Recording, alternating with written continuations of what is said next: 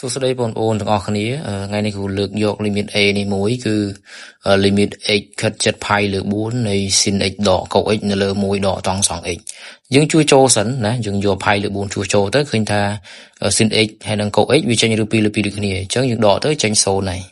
ចំណែកភាពបែងបាទតង់ 2 pi លើ4វាចេញ1យើងបានភាពបែងមកយើងគឺ1ដក1ស្មើនឹង0ដូចគ្នាបាទ limit នេះចូលរៀង0លើ0មុននឹងដោះស្រាយ limit នេះគ្នាយើងអាចនឹកឃើញដល់រូបមន្តដែលអាចនឹងយកមកប្រើប្រាស់បានគឺទី1រូបមន្ត sin a cos b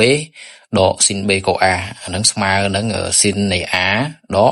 ក b និងរូបមន្តមួយទៀតគឺរូបមន្តតង់សង់ a ដកតង់សង់ b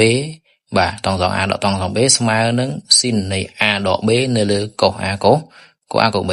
ហ្នឹងរូបមន្តអស់ហ្នឹងគឺលើថ្នាក់ទី11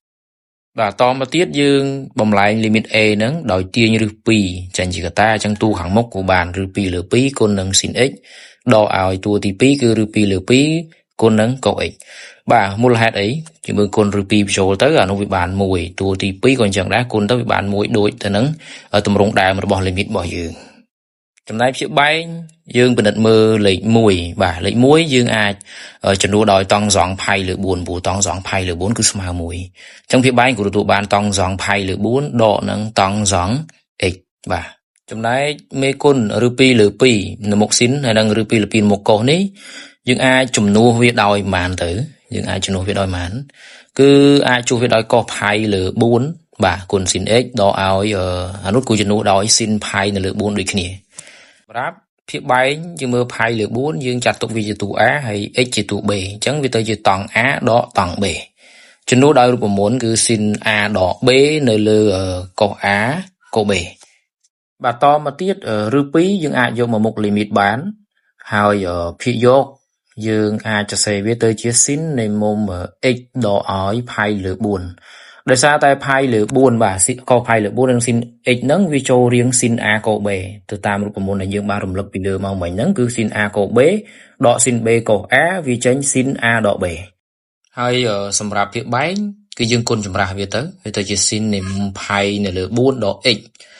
បាទគុណនឹង cos pi លើ4គុណឲ្យ cos x បាទបន្តមកទៀតភាគយកយើងអាចសរសេរមិនបាននេះយើងអញ្ចឹងយើងអាចសរសេរដោយដក sin នៃមុំ pi នៅលើ4ដក x បាទត្រឡប់វាចឹងមកហើយភាគបែងសរសេរមកដដែលគុណនឹង cos pi លើ4ចេញឬ2លើ2ហើយយើងជួសចូលទៅបានឬ2លើ2ដូចគ្នាបាទចុងបញ្ចប់យើងយកសញ្ញាដកចេញមកមុខ limit មកហើយភាគយកនិងភាគបែងយើងសម្រួលវាចោលទៅដោយសារវាដូចគ្នាអញ្ចឹងយើងនៅសល់តែឬ2គុណនឹងឬ2ភាគយកហើយនឹង2គុណ2ភាគបែងទៅ